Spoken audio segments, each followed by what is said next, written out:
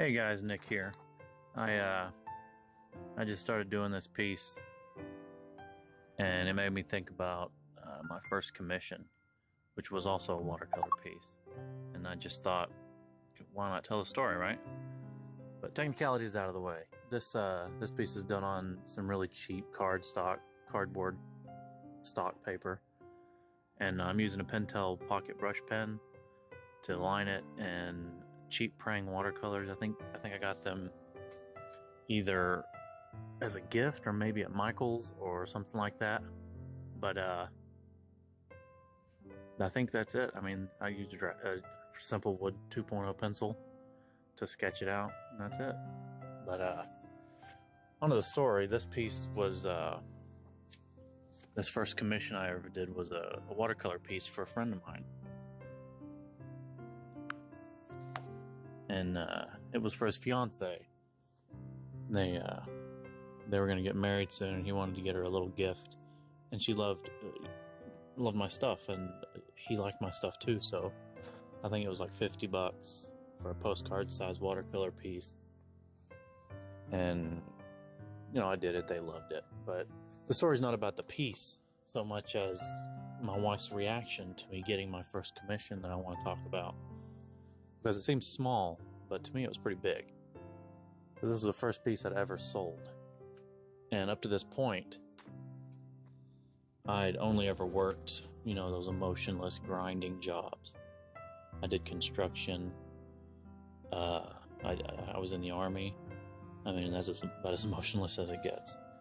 I was an electrical engineer briefly, until I realized I hate math and getting electrocuted.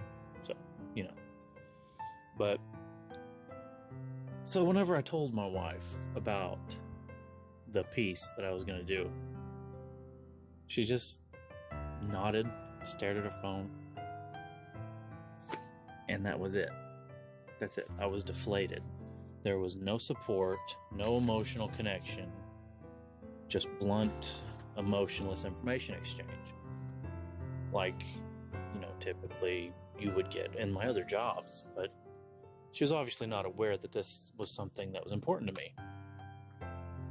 But, so I went to work on the piece and just pushed down that sad, buried it under all the art happiness, where all the other bad memories and feelings went. And it just composted there. So, a lot of artists might think, your emotions affected the piece, didn't it? Well, that's kind of the great thing about the work I'd done up to this point. None of it was emotionally driven. So I was conditioned to complete a task regardless of my feelings of the situation. So I think I've kind of built up this wall between myself and the ability to get art block.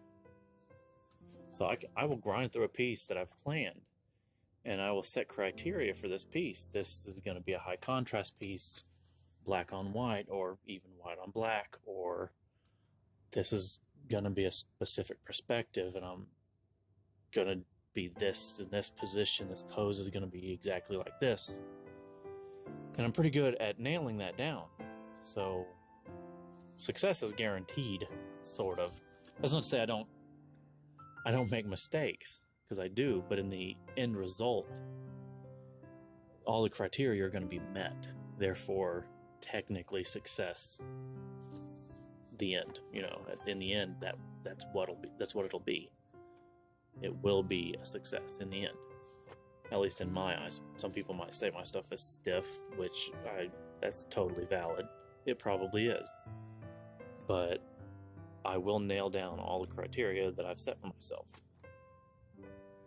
But, I've just conditioned myself to succeed under the criteria that I define.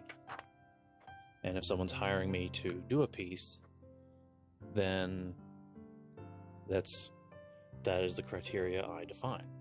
So I will have all the elements that I agree will be in a piece.